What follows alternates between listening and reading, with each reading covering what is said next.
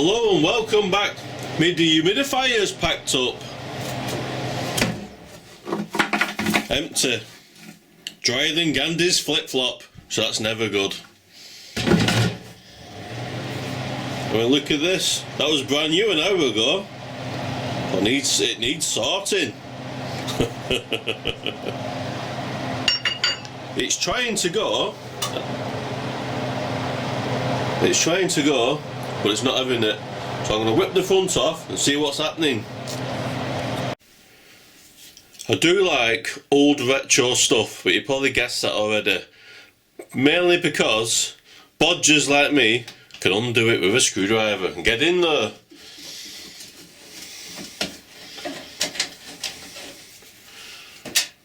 I'm hoping to find a compressor inside here, and I'm suspecting, I'm no expert in the field, obviously. I'm expecting that the capacitor on the motor is kaput.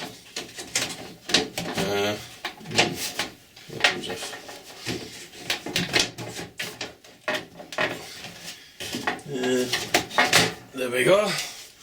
Oh, look at that. That's better than I expected. Right.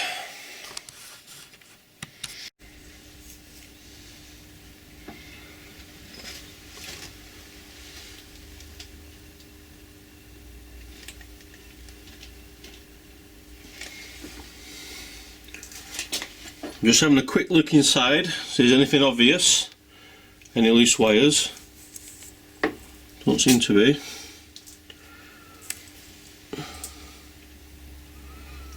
Right, I'll have to delve in a bit deeper. I'm going to have a look inside this box. That looks very, very similar to the compressor on the fridge, which is interesting. Right, let's go a bit deeper. Right. Now you clever people out there need your advice. Can you tell me what that thing is?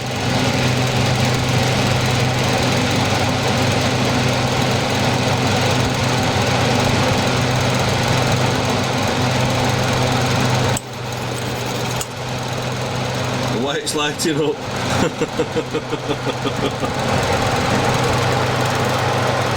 Much appreciated.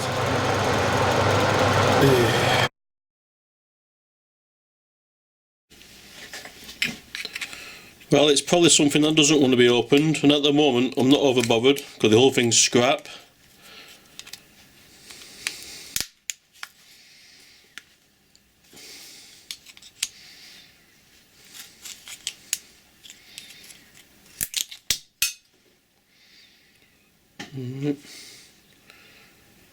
Interesting, whatever that is.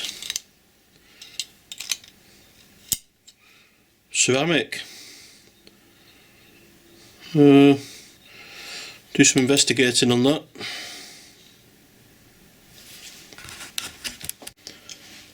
I've now found out what the lighty up thing was. It's actually a thermal overload switch, and as you can see there's a bimetallic disc inside and a little copper contact behind it, and when there's too much load the disc heats up and bends, breaking contacts with a little brass piece behind it, thus cutting out the electricity.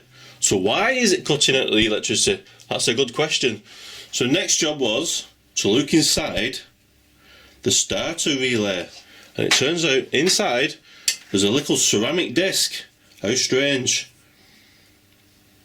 This is the thermal resist. Oh, and I've just dropped it.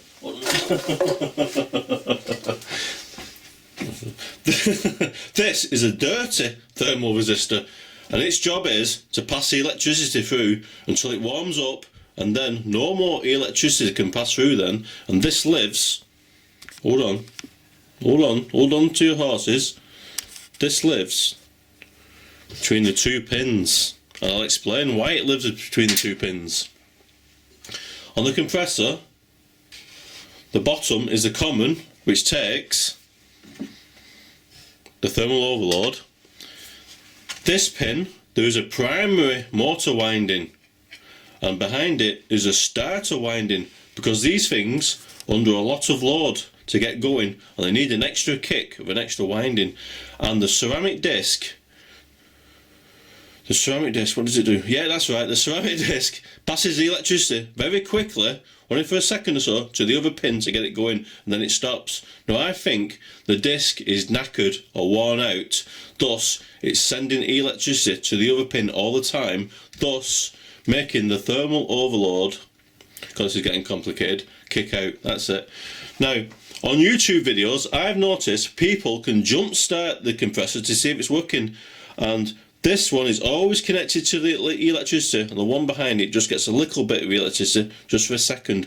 So if you just pass a screwdriver across the two and short them, it will start the compressor up. Now, you've got to be very careful with these, because it is 240 volts, but I think you just touch them and... I'm only kidding, it's not even connected. So be sure to tune in to part 2 when the pieces I've ordered turn up from Japan. Thank you and good night.